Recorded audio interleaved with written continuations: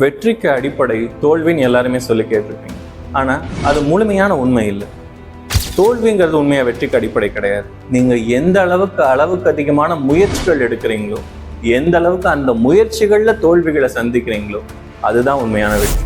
முயற்சி செய்யாதவங்களும் தோல்வி அடைவாங்க. முயற்சி செஞ்சால் மட்டும்தான் தோல்வின்னு கிடையாது. எதுவுமே செய்யாமல் எனக்கு இன்னொருத்தர் தீங்கிழைச்சிட்டாரு, எனக்கு அவர் துரோகம் பண்ணிட்டாருன்னு குத்தம் சொல்றதுக்கு இன்னைக்கு மக்கள்கிட்ட ஏகப்பட்ட காரணங்கள் இருக்கு. அப்படி இருக்கிறப்ப அந்த தோல்விகள் எல்லாமே உங்களோட வெற்றிக்கான படிகளாக என்றைக்குமே நீங்கள் கருத முடியாது. பல பேர் இன்னைக்கு செக்குமாடு மாதிரியான ஒரு வாழ்க்கையை வாழ தான் விரும்புகிறாங்களே தவிர, உண்மையாக ஏதோ ஒரு விஷயத்த அவங்களோட வாழ்க்கையில் சாதிக்கணும் அப்படிங்கிற எண்ணம் பெரும்பாலான மக்கள்கிட்ட இருக்கா அப்படின்னா அது ஒரு கேள்விக்குறியாக தான் இருக்குது.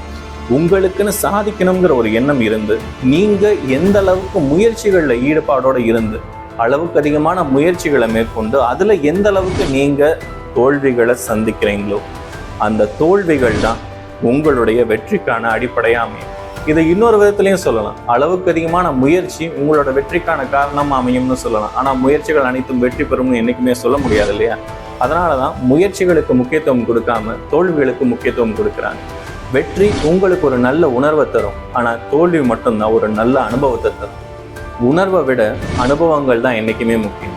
அதனால தான் பட்டறிவுங்கிறத தனியாகவும் அனுபவ அறிவு அப்படிங்கிறத தனியாகவும் நம்ம ஆரம்பத்துலேருந்து பார்த்துட்டு இருக்கோம். உங்களோட அனுபவம் எந்த அளவுக்கு பெருசாக இருக்கோ அந்த அளவுக்கு உங்களோட வெற்றிகள் பெருசாக இருக்கும். இன்னும் உங்களால் வெற்றி அடைய முடியல அப்படின்னா இன்னும் அதுக்கு தேவையான அனுபவம் உங்களுக்கு வரல அப்படின்னு தான் அர்த்தம். எவ்வளோ வருஷம்தான் நான் அனுபவப்பட்டுக்கிட்டே இருக்கிறது, என்னைக்காவது வெற்றி அடையணும்ல. எல்லாத்தோட மனசுலையும் இருக்கக்கூடிய ஒரு சாதாரணமான ஒரு ஆதங்கம் இதுதான். ஆனால் ஒரு விஷயத்த மைண்டில் வச்சுக்கோங்க, நாம் இங்கே எதிர்பார்க்குற ஒன்று சாதாரணமான வெற்றி இல்லை. நீங்கள் எந்த அளவுக்கு ஒரு பெரிய வெற்றியை உருவாக்கணும்னு நினைக்கிறீங்களோ அந்த அளவுக்கான அனுபவம் உங்களுக்கு வரணும். ஏன்னா உங்களோட வெற்றி அவ்வளவு பெருசு. அதுக்கான அனுபவத்தோட பாதையில் தான் நீங்கள் பயணிச்சுட்டு இருக்கீங்க அப்படிங்கிறத என்றைக்கும் மறந்துடாதீங்க.